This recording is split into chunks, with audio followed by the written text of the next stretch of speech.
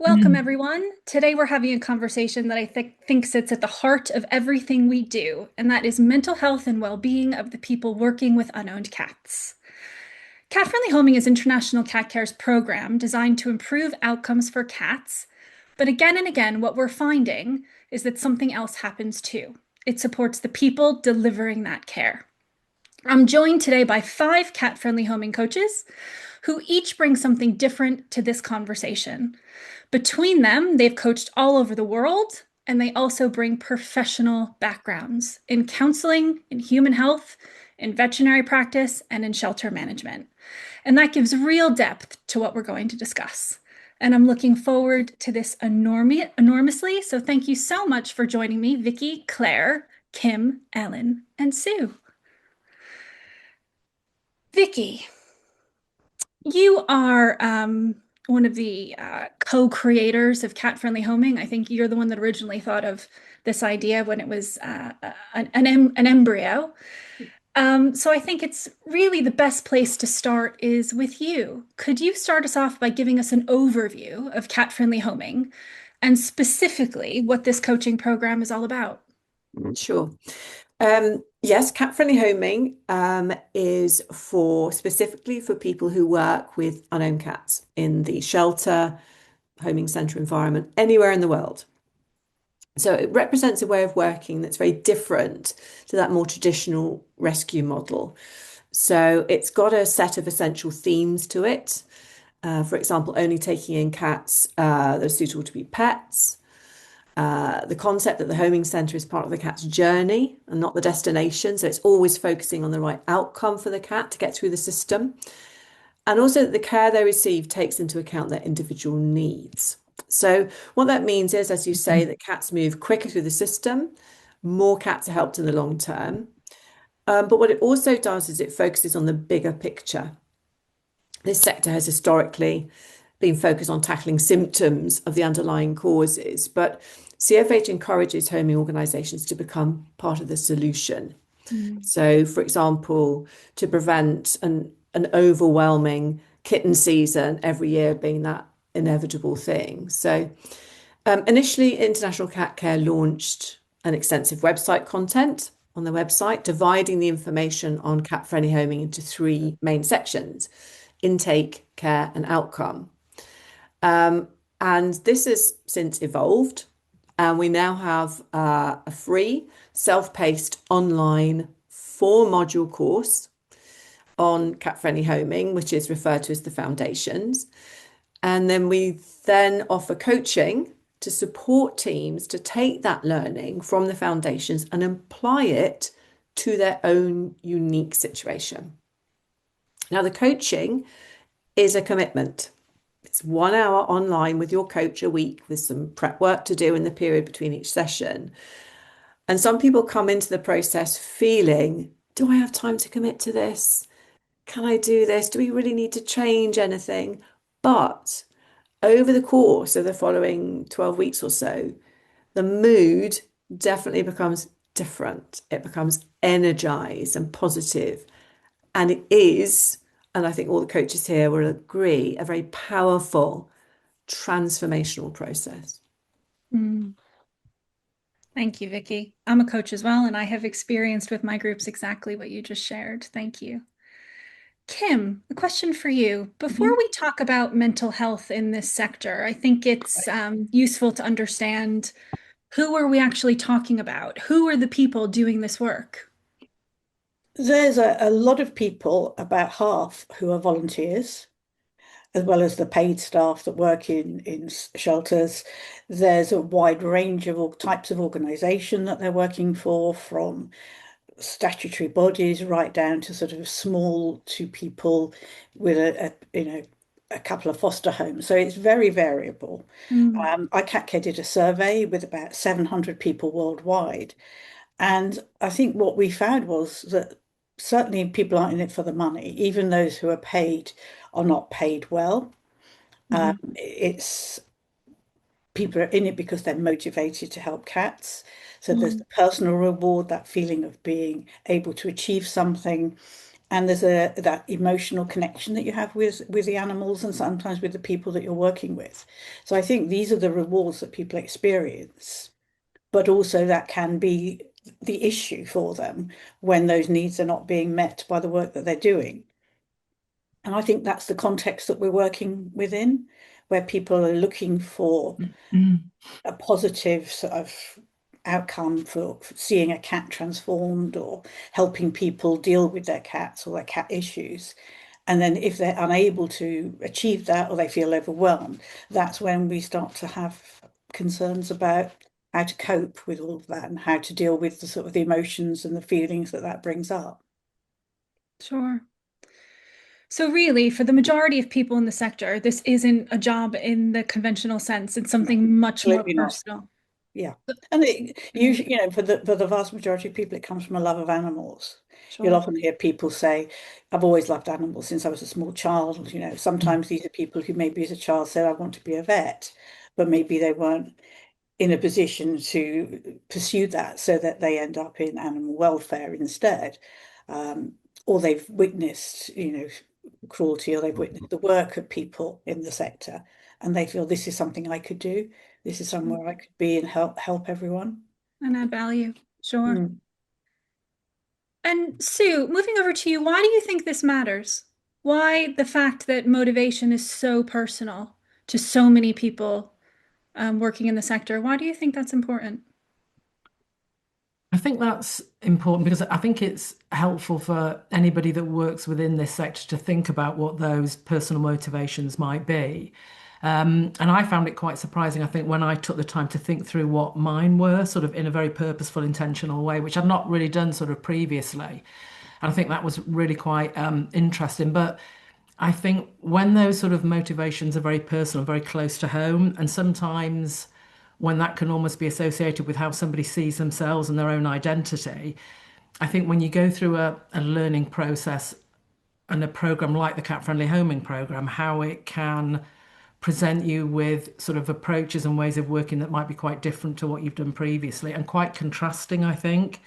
Mm. And I think that's quite challenging, sometimes quite confronting, I think, and I think quite unsettling. So I think just going back to the personal motivations, I think understanding those from the outset can be very, very useful before anything else can happen. So I think it's probably about understanding to a degree what's emotionally at stake for people when they go through a program like this, Mhm. because can those different approaches and ways of working somehow undermine or take something away from the motivations that people feel that get them into it in the first place? I don't know if that makes sense, but It does. It does. It does. And I think something that I've probably talked about with most of you over the years is that um, people maybe recognizing that the way they've worked for a long time was done with the very best of intentions, but of course, learning moves on, and maybe even thinking about doing something a bit differently can really challenge them emotionally, or people might have feelings that they were doing things wrong before. When of course it's not that at all. It's just that, we keep learning and we keep evolving so we can improve our practice. Yeah, absolutely. I think that's it, Lindsay. It's that constant sort of thinking about what best practice is, and that's going to shift as time goes on. And, I think we've sort of talked within the coaches and the group about, the more you know about cats, the more you realize that you don't know. And I Mhm. think, one of cat friendly, sort of international cat care sort of key principles there, of course, is around evolving for cats. And I think the whole sort of program very much links in with that. Yeah. And move and always moving forward. And that idea that sometimes a learning process feeling a bit uncomfortable is actually quite a natural, normal thing. And in some respects, it's actually a good thing because I think that then prompts you to take action that then removes that discomfort. Yeah, I agree completely. Sue, you've also worked in a shelter as a Mm. feline welfare manager, really being responsible for the well-being of the population of cats that were in the shelter's care. And now, of course, you also coach teams in those same environments. What do you think are the biggest pressures that you see weighing on people doing this work? I think there's probably four main ones I think that come to mind. for me, sort of based on my experience, but also from the things that people have said through the coaching program. I think one is, I mean, we talk about sort of choice and control for cats and how important that is to them. But one of the things I think is an issue is that the lack of control that I think sometimes people working in this sector feel, Mm, particularly around demand on services and intake. And I guess it's just that sort of constant process of feeling that you have to react all the time. mm, And I think also, a pressure, whether it's an actual pressure or it's a perceived pressure, I think it's a bit of both, to work at maximum occupancy rather than an occupancy that's more optimal. And I think that can come perhaps from members of the public, but I think it can also come from within the organisation as well, and potentially also from trustees who may not necessarily be fully familiar with the, idea that caring for a smaller number of cats at one time well can mean that you can help more cats overall in a better way. So I think that's something that came through on the coaching program, I think quite clearly for me. And I do, and obviously you think about the impact of that, because I think in across a lot of sectors, my understanding is that, the more control that people feel have over their jobs and their roles, and the more autonomy they feel that they have to make decisions about how they do their work, the less stressful the work is for them. And I do sort of wonder whether over time does that have the potential to create a sort of learned helplessness. And again, we talk about learned helplessness with cats, so that people get to the point where they feel as if they can't affect change at all. And mm, maybe, options and strategies and different things that they could be doing that would be very helpful to them and to their operation and their cats, they may not consider doing because they mm, don't see that the value is there, or they wouldn't be able to do it anyway, if that makes sense. So I think that sort of control and intake, and then the possible sort of feelings of helplessness that that can lead to. I think one of the other things is some of the cases that people see, the situations that cats have come from, and the experiences that the cats have been through, and the secondary trauma that I think people can experience from witnessing that.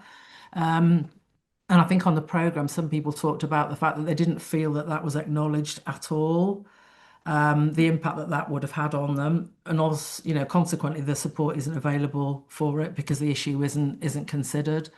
And I think the other thing, probably for me, the fourth thing is sort of tension within teams that can develop that can impact sort of working relationships mm, related to when people don't agree around certain things, whether it's a particular outcome for a cat, should this cat go to an alternative lifestyle home, or whether it's discussions around quality of life and euthanasia. I think that's something that I think has come up quite a lot.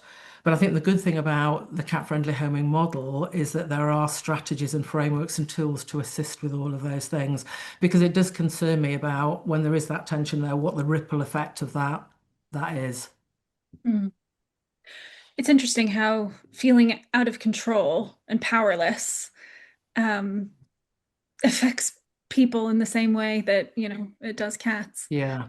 Um, and those really hard decisions that you just mentioned, things that involve quality of life or euthanasia decisions, which are so difficult for the individuals doing this work. Mm, Those moments sit at the intersection, I think, of cat welfare and also human well-being in a really particular way.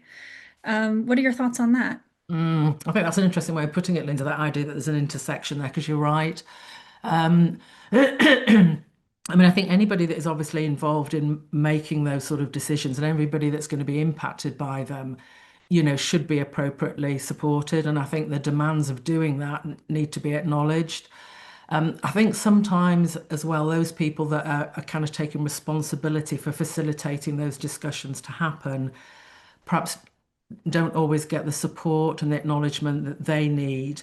So I think what can sometimes happen is that people can end up sort of bearing those decisions on their own, and it's not really a shared decision. And I think that's really unfortunate, because I think that that can potentially undermine people's, willingness and comfortableness and confidence to make those kind of decisions for the future, which, I think is potentially quite detrimental from a cat welfare point of view. Because the one thing, of course, that's great about the cat-friendly homing model is that, when a cat is not okay, there is no option to do nothing. Action needs to be taken. So, and I just sort of worry that if the support and sometimes the trust in those people making those decisions perhaps isn't there, whether that ultimately means that decisions don't get made, and the consequence of that.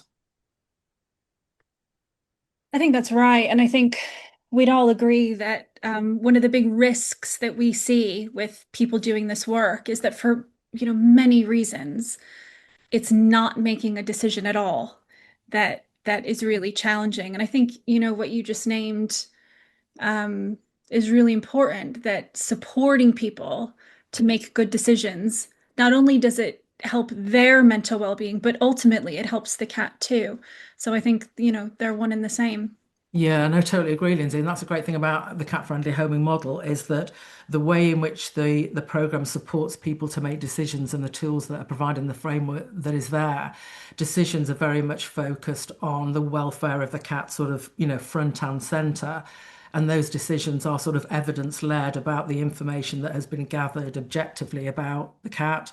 Mm, So the decisions are sort of evidence-led and grounded in the cat's welfare rather than them being led by perhaps the emotions of the people mm. involved. Thank you, Sue. You're And welcome. Kim, you were also one of the original, developers of cat friendly homing with Vicky and Claire as well. And I've heard you talk a lot over the years about a particular pattern that you see consistently in sector workers around conflict. Yes. Could you tell us more about that, please? Yes, I think there's a real desire for conflict avoidance, which is completely understandable. There's, I think we're all aware there's a lot of anger out there. There's a lot of people around who are very quick to use sort of aggressive behavior, aggressive words, threats, and all sorts of things to get their own way. And so when you're working in a sector like this where you're facing the public on a daily basis, there's a sense that you don't really want to provoke people by saying no or by saying you're wrong. And I think particularly for people working here in this area, there's a sense that they're not really equipped to confront other people's opinions or views. They're treated as and feel themselves that their job is fairly low value. It's poorly paid. It's just, you're feeding and changing litter boxes. You don't really know anything, and I've heard trustees say this to staff, you're just litter shovelers, you're not actually competent people to know what you're doing. So we don't really want to hear what you have to say. So that creates this feeling of, worthlessness and helplessness that you don't have the tools to sort of confront somebody. And I think the other side of the coin is that the sector attracts people who love animals and Mhm. often don't really feel comfortable with people. And sometimes that they're attracted to work with animals because of that. So it's even harder for them to sort of you know take the initiative and say to somebody, no, we won't take your cat in because it's your responsibility to sort out the problem, not ours. And that happens very frequently. That it's easier to take a cat in than to argue with somebody about what other solutions might be available. And people's confidence is knocked by this. They feel actually, as we were talking about earlier, they don't feel they have control over situations. And I think that it's a kind of a dismissive behaviour on the part of people who are in charge, from trustees Mm, and the public. And even coming down to the welfare of cats, it makes it hard for them, say, to talk to a vet about whether this is the best course of action for a particular cat. They might feel, well, what do I know? I'm not qualified, and the vet's qualified, so their opinion must be the right one. mm, When sometimes perhaps the vet doesn't have the full background of the cat. So an open discussion may draw a different conclusion, but people don't feel empowered to be able to initiate those conversations. And I mm, think there is also an element that we often don't talk about, but of physical safety. mm, I think, going out into the community, going into a strange person's home to maybe take away cats or deal with a mm, situation or to be doing TNR in the public's sort of eye, mm, it does open you up to potential threats. mm, There's people out there who may harm you. There are dogs out there that may bite you.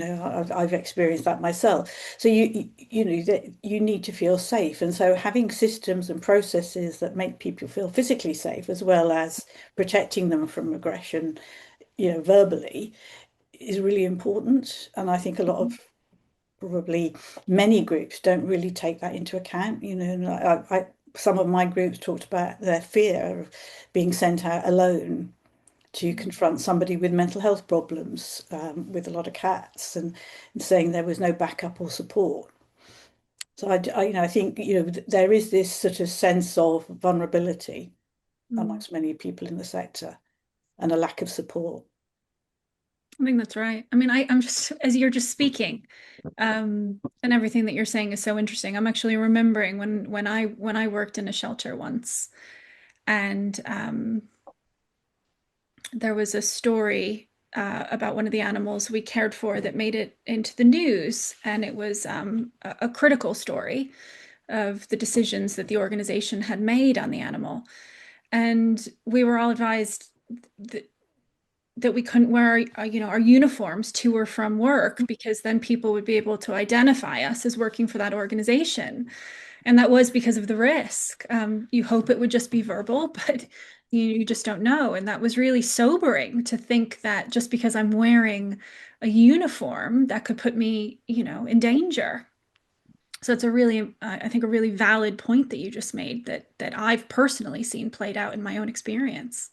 It's a bit like the "we know where you live" thing, isn't it? And a Mm. lot of shelters are in inner cities. They're quite open to the public. Mm. So, people do have that fear that maybe they'll be attacked, or the animals will be dumped on them or whatever. Mm. Uh, Mm. so, and I believe some shelters, particularly where there are dogs housed, have quite significant security to Mm. try and not prevent the dogs leaving, but prevent the people getting in. Yeah, and also to prevent people from getting in and stealing dogs. That's, Mhm. that's something else that we used to Yeah. experience. And sometimes it did happen, so we had to be vigilant. Mm. Um, I think also what you said, that sense of not being understood, of the difficulty of the work being invisible to many people. Mm. It sounds incredibly isolating. And then, of course, social media adds another layer on top of all of Oh, that, doesn't it? absolutely. Yeah. I think, any of us who've looked at social media around, and at cat welfare issues will see that geography is no barrier to people's opinions. Mm. And, I frequently see people in the UK being bombarded by people in America with, "you can't do this, you shouldn't do that, all cats must be kept inside, poor little fur babies," and, you know, s- and people express views in a really quite a vitriolic way, a quite personal way, and they have no context whatsoever for what they're criticizing. They don't understand the particular issues that that individual or that organization or that country may be experiencing. And so there's this whole sort of, really strong response to very little information. And I think it's not specific to this particular area. It happens to all areas, but I think it's very hard when you think you've done the right thing for an animal, and then you get bombarded, and it feels very threatening, even if somebody is 10,000 miles away, Mm. saying these things about you, and accusing you of cruelty, or being a bad person. It's really hard. And it can add to your woes. You've just had a terrible day at work, and then you go to social media when you get home, and you're faced with all this Mm. criticism of you. And Mm. it is very personal. And I think also that can be another dimension, following on from what Sue said, that can lead people to feel hesitant about making any decision at all. Absolutely. Yeah. Or Mm. to hiding decisions, and then people become secretive. But then things have a habit of getting out, and people are accused of doing things behind the scenes and so on. So I think it is important that people feel empowered to sort of, if they're going to use social media, which is impossible not to really, Mm. that they're able to make their decision-making process clear, which I try and encourage them to say, if you're going to sort of say this cat must have an outdoor only home or alternative home, say why, make your views clear, and your decision-making process clear, and then walk away from it. Don't keep going back and reading the next negative comment and don't respond, because actually all you're doing is fueling it.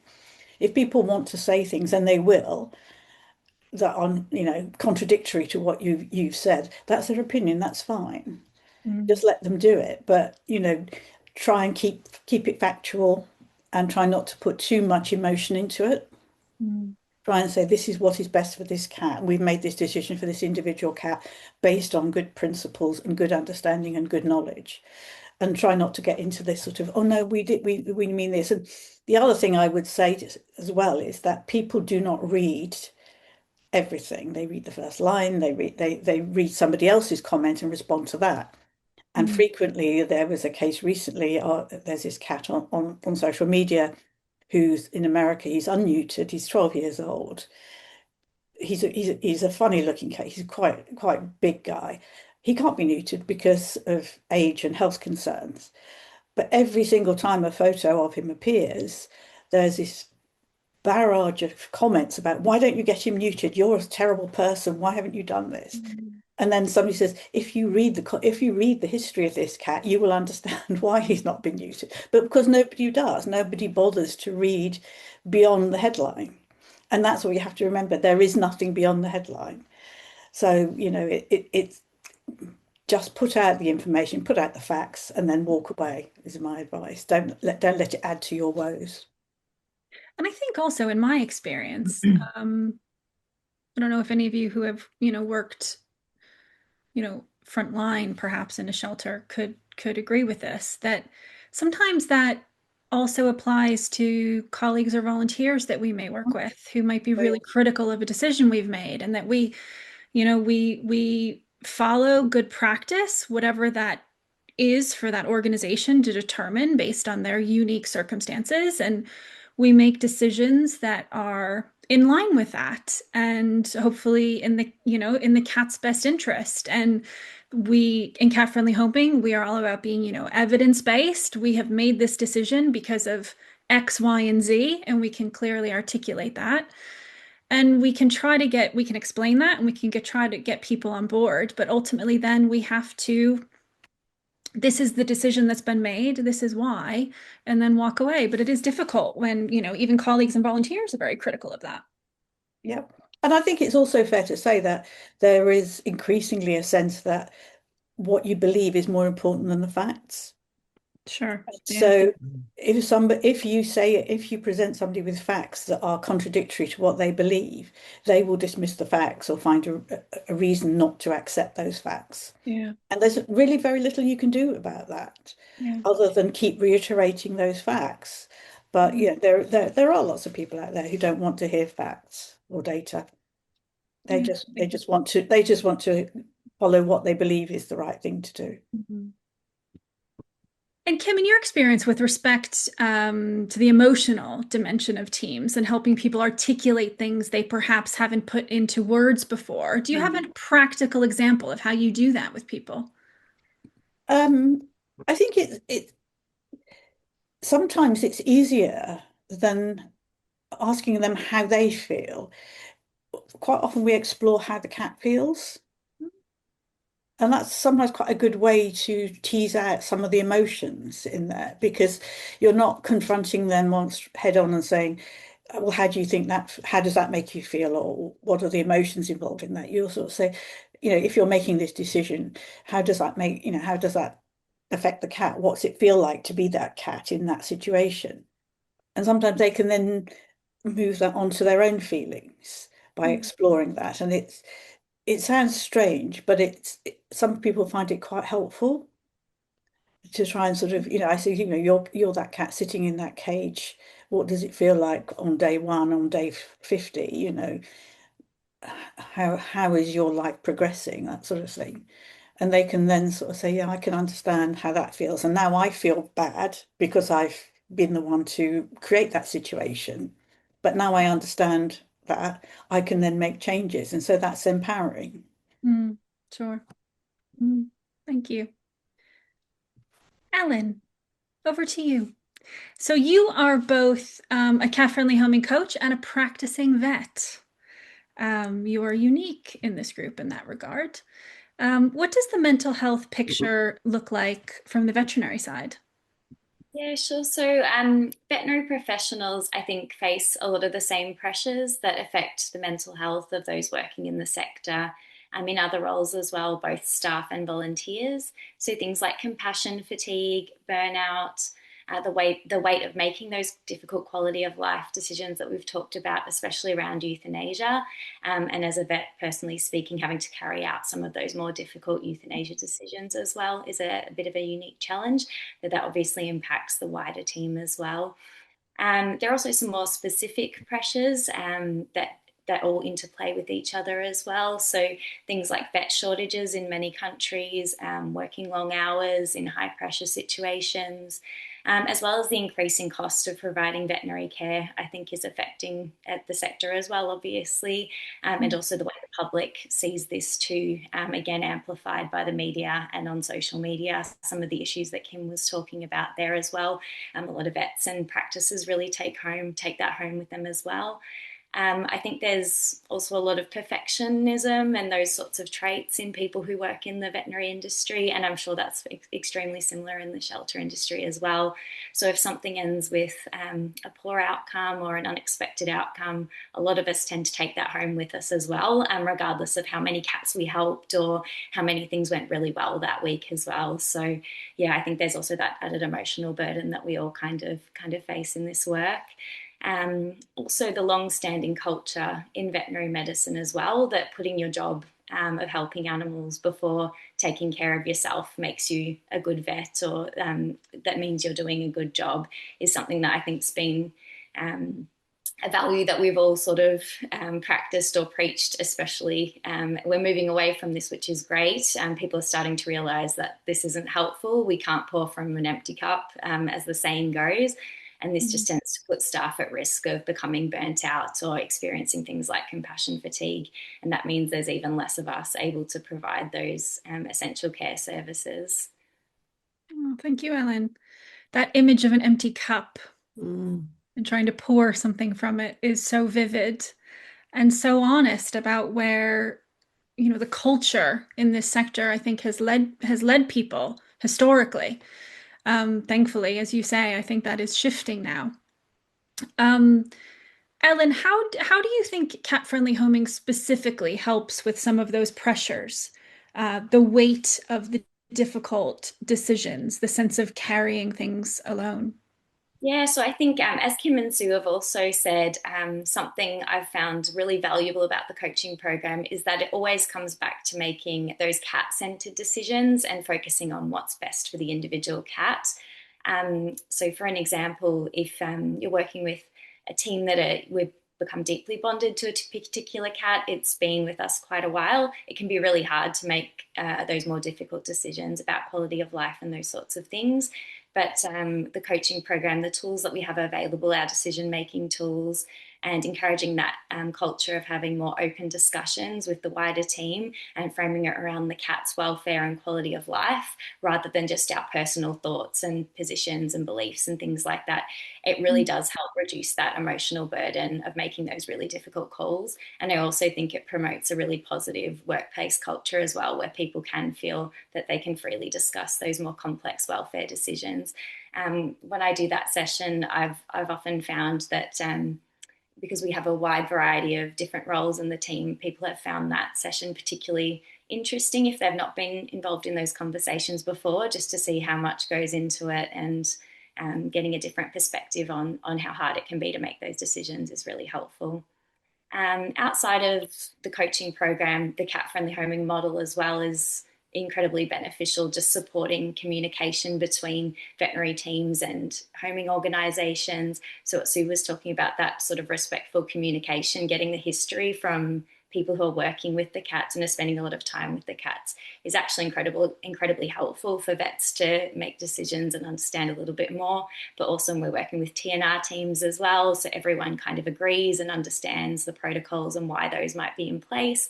And it just helps us work a lot more efficiently and plan and organise things better, so we can get better care and outcomes for the cats, so by working together.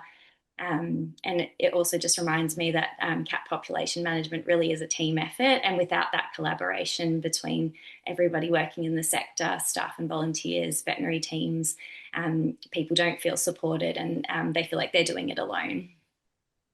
Mm, alone, that word lonely. I think Mm. that's core of so much of what we've been describing today. People doing incredibly hard work, incredibly difficult work, and awful feeling like they are alone and nobody understands it. Thank you for those thoughts, Ellen. Vicky, I think in that vein, following on from what Ellen said nicely, you've spoken before about a culture of self-sacrifice in this sector where trying to pour from an empty cup is the norm. It's even encouraged. And the idea that, suffering to do the work is almost worn as a badge of honor. What do you mean by that? Um, this isn't based not just on my observations, but also on people who are actually working in the sector have told me. And I find it very worrying that there is this widely held belief. Often, many people are not, it's unconsciously held, but the more you sacrifice yourself for the animals, the more valued you are. Mm, And people tell me that they're only judged well when they put the cats first above their own well-being. And I think the public reinforce this inadvertently. They'll quite often support or give money to those rescues where the person appears overwhelmed, really tired, and the facilities are run down, and they say, oh, they're a hero, they need our help,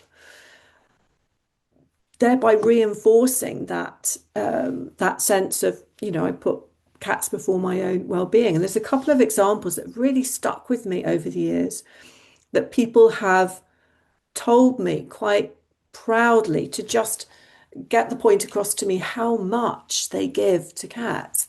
mm, One person told me that they just lived on baked beans because they're mm, cheap and they can then spend the rest of their money and give everything they've got to the cats. And another example, which I found deeply disturbing, where a person, to illustrate how much they care about the cats, said that they don't actually ever have a bath because a bath feels personally indulgent, and that mm, time should be spent catering mm, for the cat's needs. mm, And I think it's really important for us all to acknowledge that isn't a virtue. mm, It's a warning sign about potential impact on both physical and mental health, and it's not sustainable.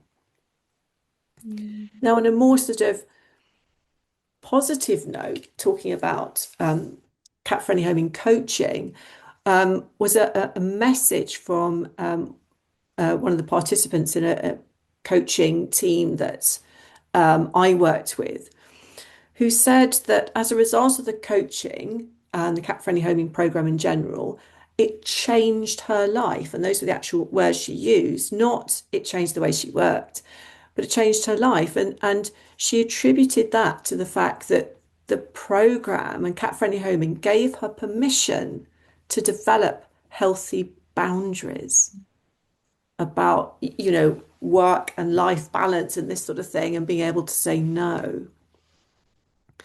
And also, we've been talking about this quite a lot up to this point, and I'm just from a sort of professional counselling background. I would say that this work does attract people who are already struggling with their mental health because working with animals I mean, it can be genuinely therapeutic, but it can also create new mental health problems or exacerbate existing ones because it's so emotionally exhausting for all the reasons that my fellow coaches have sort of mentioned up to this point. And we can't ignore that. We can't pretend that's not happening. Yes, it's right that we talk about prioritizing the needs of the cats and being cat centric, but you can't do that effectively if you get sick. So right. That baked bean story is one I think about often, and I actually think about it every time I go to the cinema, believe it or not, because I once um, uh, she wasn't in my organization. She was in an organization that we worked with, and she told me one time on a call that we were having that her favorite thing to do was to go to the cinema, but that she hadn't been in 10 years because Mm, she was so worried that if her phone rang mm, about a cat needing help mm, when it was muted or on silent when she was in the cinema, that she wouldn't be able to go and get that cat and help it. Um, which was really a profound thing, to hear of sacrifice. And she to her that was devotion to the work, to the cause. And I think she was quite proud of it. So I think it's really, really important that you've just named that mm, for us and for our audience. mm. Vicky, what do you think about people who resist the process, who push back, or who don't want to engage at all? How do you handle that? I think my opinion on that comes from experience. Mm, And in the early years, I was so enthusiastic about cat-friendly homing. I was absolutely convinced, and I still am actually, that everybody that works in this sector should learn about it and adopt it. And I did spend a certain amount of time, as Claire and Kim will remember, in the early years, banging my head against closed doors, trying to get people who didn't want to engage with it to realize how great it would be to do it. And so I have learnt and I have evolved. You mm, can't force anyone to engage. That's actually quite counterproductive. mm, So the approach now is to work with those people who want to work, who are enthusiastic, who want to learn, who want to do more for cats. mm, Um, and actually, in working with those, let those visible results speak for themselves, mm, because these organizations will grow, they'll get better outcomes for cats, they'll be more collaborative. So other organizations around them will see the work they're doing in the community and all this sort of thing. And I think that what we need to do is get this critical mass of people for others to think, oh, well, some people will learn much better from their peers than they were from mm, so-called experts. So, mm, yeah, and just allow that to be a natural, more organic growth rather than forcing people mm, to be involved. Um, and also, I think some of that resistance comes from people who do want to engage, but then, there's challenging material potentially for them within the content of cat-friendly homing. And my view now is you don't tackle those head on. mm, If you do and start saying, this is the way to do it, and it's challenging mm, for them, it becomes a battle. The mm, relationship goes, the trust goes, the momentum, the motivation to learn and everything, and the motivation to adapt, to a new way of working. So if you raise something like that, something provocative initially, you get that defensiveness. If you do it in week one, you've lost it. mm, But if you allow them to work through the weeks and then suddenly, let's say at week 6, you get this moment of genuine insight, mm, there's trust in the relationship. So if you can start sort of experimenting with talking about things that are new, then away you go. Suddenly they bring the topic up and mm, it's less contentious and you can talk about it openly because you've built up that trust. So I always say, don't I, Lindsay, pick your battles, mm, let's get the stuff through, let's get those positive mm, outcomes. Um, One thing I found about coaching, which I think is so powerful, is I always say it's not about leading your teams through or following them or pushing them.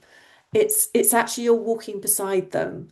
You're with them, walking at the same pace. Every now and again, you might have to nudge them a bit if they might go a bit off the track. But it's a very different relationship to teaching, and I think that's why it works. But you mm, don't want the teams to become reliant on their coach to tell them what to do because you want them to retain and value that autonomy And then you want them to tell you what they're going to do Mm. based on what they're learning. And that's a wonderful transition that takes place. It's fabulous. It's great to see, great to be part of. I had a Mm. group who was really interesting because we had this saying that we started very early on, which was when they were making a decision, I would say, well, what do you know about cats? And what do you know about this particular cat that will help you make the decision? And then we would talk about it. And we got to the point where they would say, well, we're not sure what to do with this about this cat. And then they would all chorus, what do we know about cats? And what do we know about this particular cat? Because they knew that that's what I would say. It's great. And then they could work through it. Yeah, yeah, yeah. It's an empowering relationship. It's a Yeah. great foundation. It is. And I think just to mention about coaching in general is, Vicky, what you said, it is very much walking beside, Mm. our participants. We're not here to say this is best practice, this is what you must do. And it very much is, participant led. And we nudge and we encourage, and the solutions come from within. And I think that is really unique about cat-friendly homing, unique to any other training programs I've seen anyway. And one of you, I'm not sure if it was Kim or Vicky, you just used the word empowering, and it is empowering. And we want people to feel empowered to do this work well, which also includes, of course, looking after themselves. Thank you. Claire, over to you. So, I've heard you say, I've known you for a long time now, and I've heard you say for years and years and years that cats are complex and people are complex. And of course, the way to help cats, I beg your pardon, is through people, which of course is very complex indeed. In your experience of coaching cohorts, what did you notice about what it does for people, not just cats?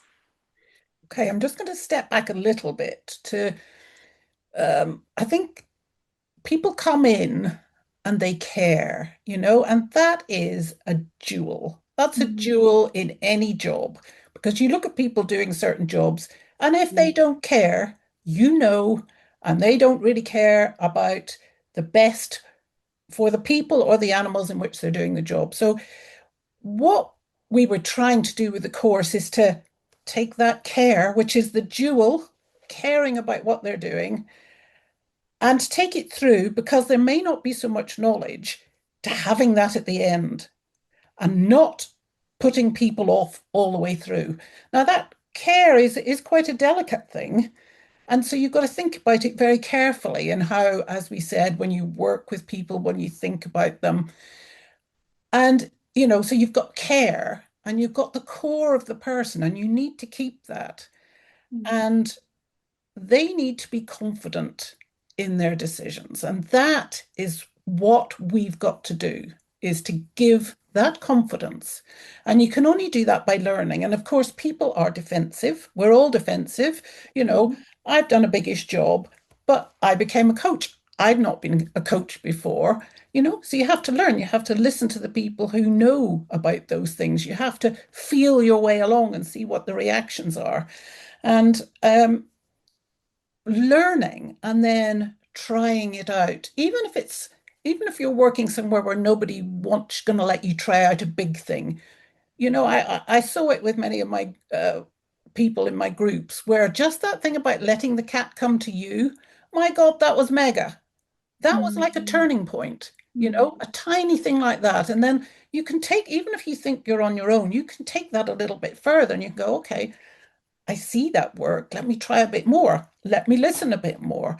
And I think it is that building your own core of confidence, because all these pressures on you, if you don't know really what it is about the cat and the cat's point of view, and let's face it, it's easier to defend a cat than to defend yourself. So if you've got that core, or you think, well, no, actually, I do understand what's happening here. And you make a decision. Those people who are talking to on social media, even the people in your own organization, on your own trustees who just want to get the vast number of cats through. but you have a little core that's already starting to say, oh gosh, I understand this, I see this. And you start to maybe share that a little bit with your colleagues.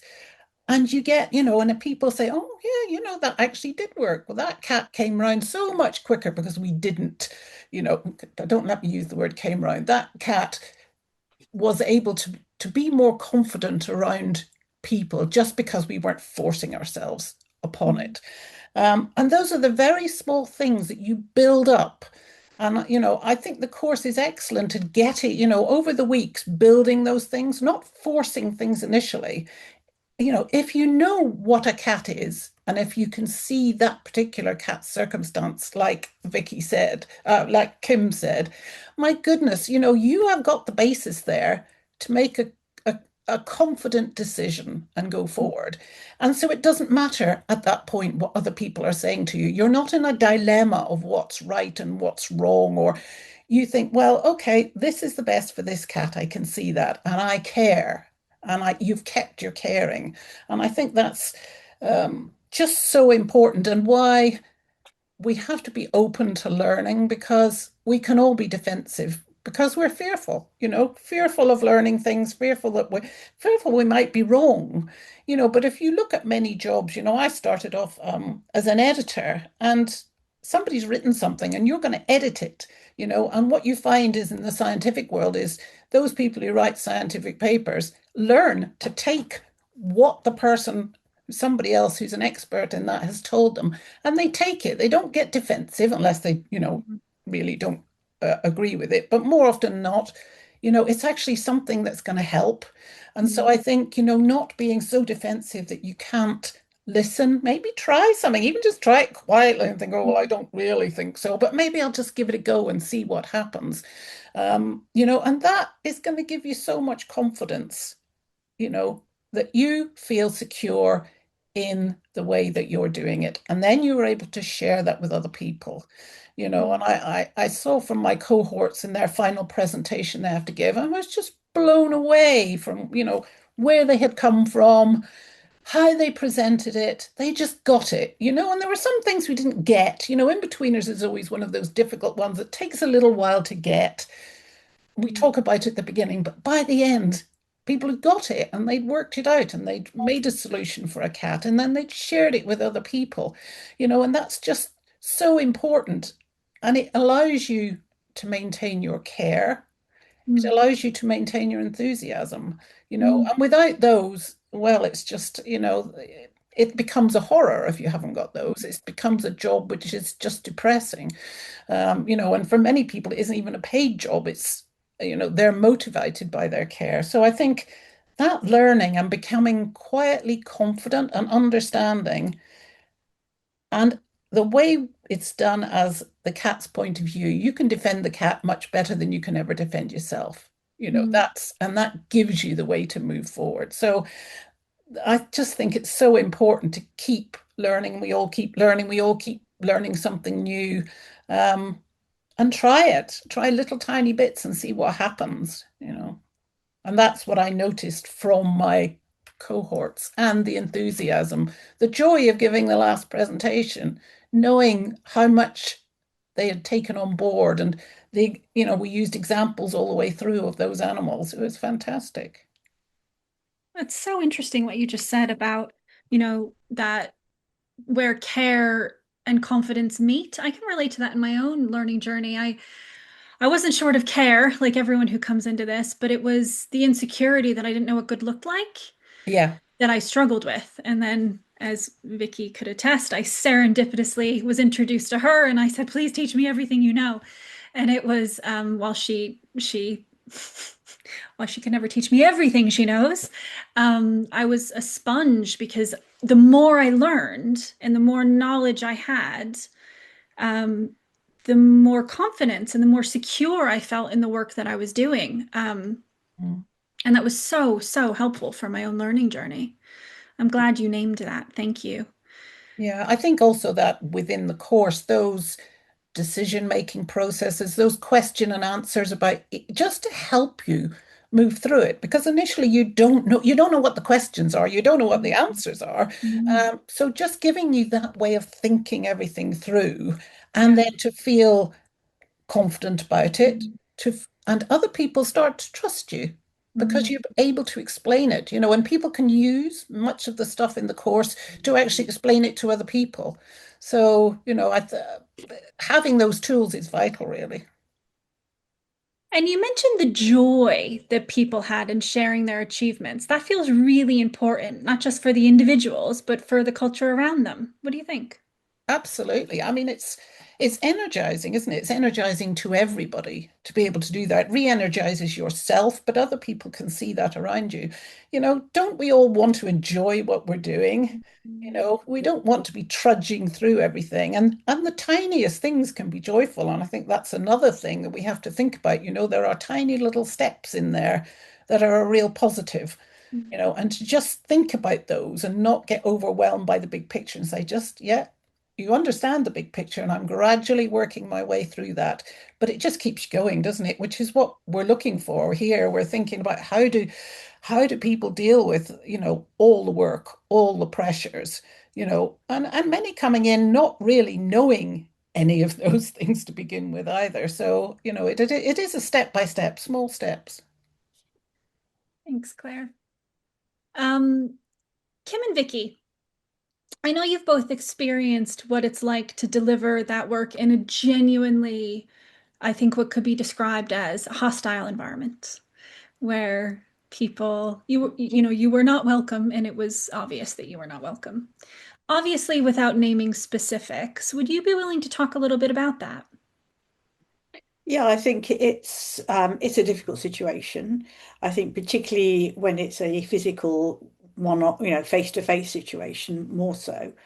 Um, I think we arrive in a situation where there's been some initial plans to be disruptive, and if you like, verbal weapons have been sharpened, ready for the arguments ahead. And so it feels quite a hostile environment when you arrive. And there is a lot of anger and hostility there. And I think you have to understand that these people are angry and hostile because they feel threatened. You know, it's possible that they are, you know, angry people generally, but often they're perfectly lovely people who just feel really that you come to sort of pull the rug out from under them and obliterate everything they've thought was valuable in their situation and what they've achieved. So it can be difficult. It's not a pleasant place to be. And sometimes when you initially hear some of the things that are happening, you feel, oh my God, I have to stop this because even as coaches, we've worked with cats, and there is this feeling of I have to stop this because these cats are suffering Mm. and this has to end now. And it's very hard to overcome that sense that you just want to say to somebody, stop it. You're Mm. being, you're doing your worst for these cats, not the best. Mm. And you just have to take a step back from that, try and compartmentalize those feelings and just sort of say, how are we going to deal with this? How are we going to sort of talk about this? Mm. And sometimes, in these situations, is not everybody. But there are some people who are very vocal, strong personalities, who the rest of the group feel unable to challenge or disagree with. Mm. And so and you're quite quickly aware of that as well.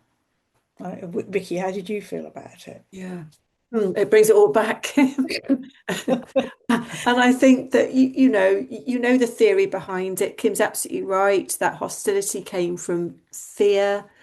And also there are some people, and this happens um, a lot in the sector, whose very sense of self was sort of inside the work they do. So the work defined them as a person.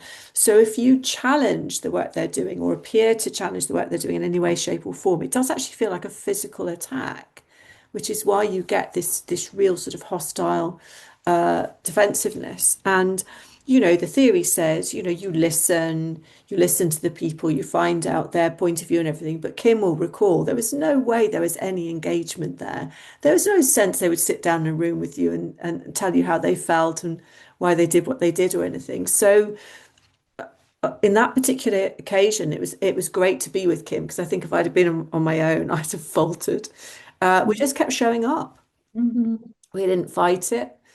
We turned the other cheek. We got on Mhm. with it. Yeah. And when there were opportunities for quick wins to come through, we encourage people to, maybe try it. And we often said, didn't we, Kim? Look, try it for a Mhm. day. See, just and give us your feedback. And when they saw results, that atmosphere sort of shifted. Um, and the majority, I mean, there were a couple of very challenging characters. There was no way that we could get any engagement with them, but um, we did, I think, Kim, did we not get to the majority? I think we did. I think we persuaded them that there were some simple things that we could do. Yeah, A few bits of curtain, a few yeah, cardboard boxes that yeah, transformed some of them yeah, for these cats, and I think that was really important for them. yeah. And I think also it was helpful. Sometimes we just focus on a topic that was fairly neutral. Yes, So, like doing a session on sort of yeah, the challenges of the local area, tell us yeah, about your geography, about your yes, population, human and otherwise, and let's yeah, talk about where we are and yeah, what's going on locally. And Mhm. that's quite helpful because it's not about them and it's not about what they're doing, it's about broader issues. And I think that helped to open up some of the conversation that they could talk to us about something completely different. yeah, it did. And for me, Kim, I don't know about you, but for me, it really did help to understand because when somebody is being aggressive towards you and it feels very personal, and you can't help but thinking, oh no, I don't like this. People are being nasty to me.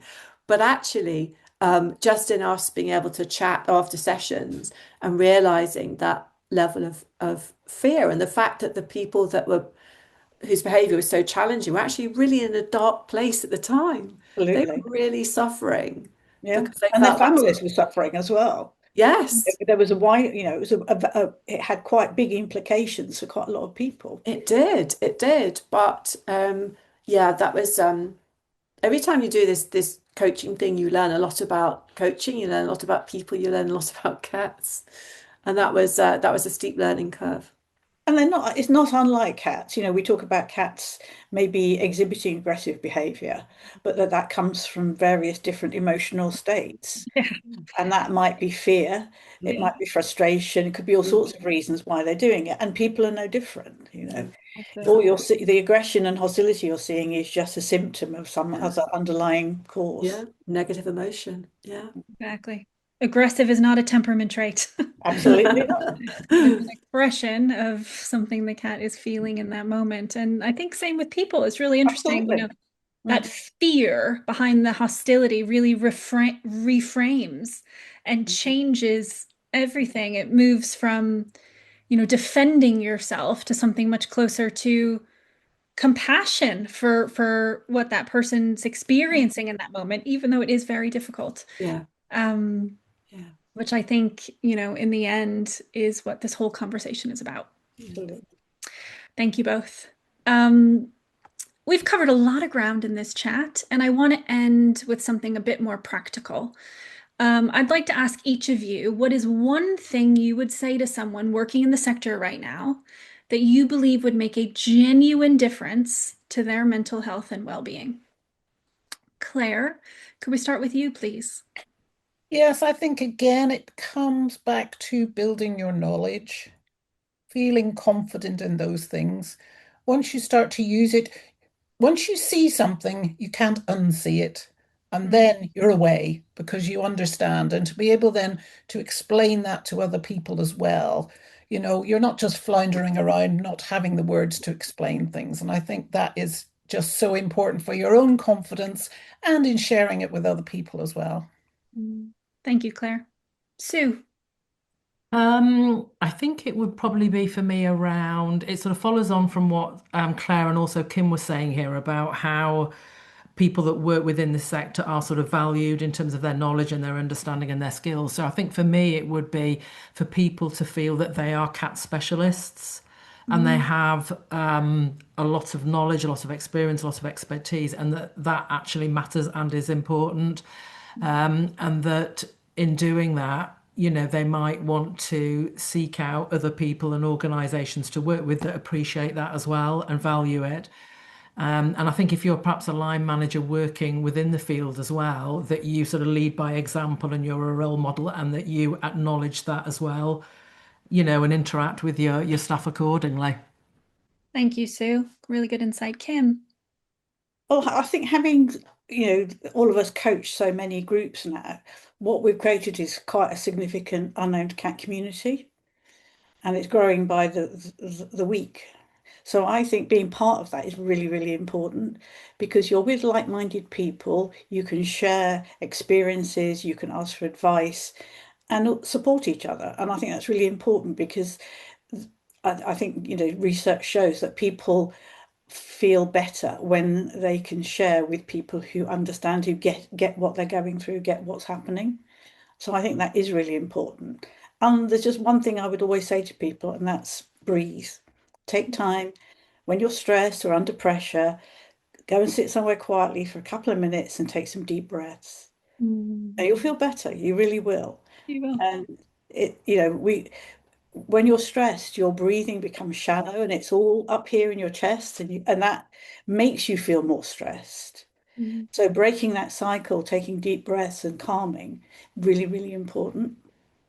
I Just lock, agree. lock yourself in the toilet. That's what I used to do. Yeah. In for 4, out for 6 or 8 if you have a Whatever you can manage, big whatever lung you can manage. capacity. Yes. You might have to start with 2. I once told Vicky, don't forget out for 8. And she said, oh gosh, I think I'd keel over if I did 8. So she does Yeah. 6. If you start turning blue, you're doing it wrong. Yeah. But I agree. Just taking some breaths. I do it. I do it too. It really is so helpful and so simple. Thank you, Kim. Ellen, over to you, please. Yeah, no problem. I would just come back to that message that you can't care for others if you're not taking good care of yourself. So if you feel in any way that you're beginning to struggle with your mental health, I think it's much better to be proactive and try to seek professional support where possible. There's a lot of great free resources for this in many countries. An example is the Vet Life charity in the UK for veterinary professionals. But I would also just add that if you are running an organisation, and just something organisations need to consider is how they prioritise supporting the mental health of their staff and volunteers, so that this important work can be sustainable in the long term. It's so important because it is real. We see it, every day that we do this work. It is real. Thank you, Ellen, for shining a light on that. And Vicky. Well, I would, of course, definitely recommend cat-friendly homing and coaching. And I think I would say something to volunteers specifically because they do make up the majority of the workforce across the world. No one does this work for free. Even the most selfless volunteer is getting something from it. And sometimes that something is a really deep emotional need, and that's not a problem. But it's worth asking yourself, honestly, what am I getting from this? And is it healthy? And I think the most powerful thing that coaching can do is give people that safe space to ask that question.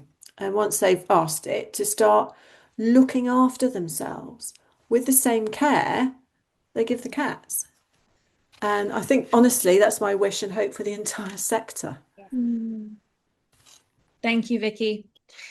Thank you all. What strikes me listening to what you've all shared and the thread running through this is that you've been able to describe what sounds to me like permission to feel the weight of the work, permission sometimes to not be okay, permission sometimes not to know what good looks like, and also permission to look after ourselves, and that doesn't mean that we care any less about cats.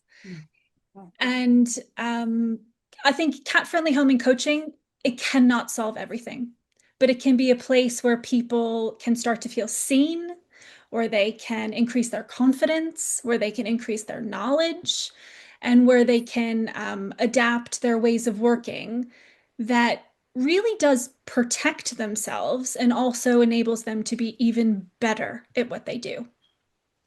And that, as you know, that one participant shared with Vicky, it really can be life-changing. And I think we've all seen glimmers of that with some of our participants. If you would like to learn more about International Cat Care's learning pathway for people working with unowned cats, including our online course, Cat Friendly Homing Foundations or Cat Friendly Homing Coaching Program, please visit our website.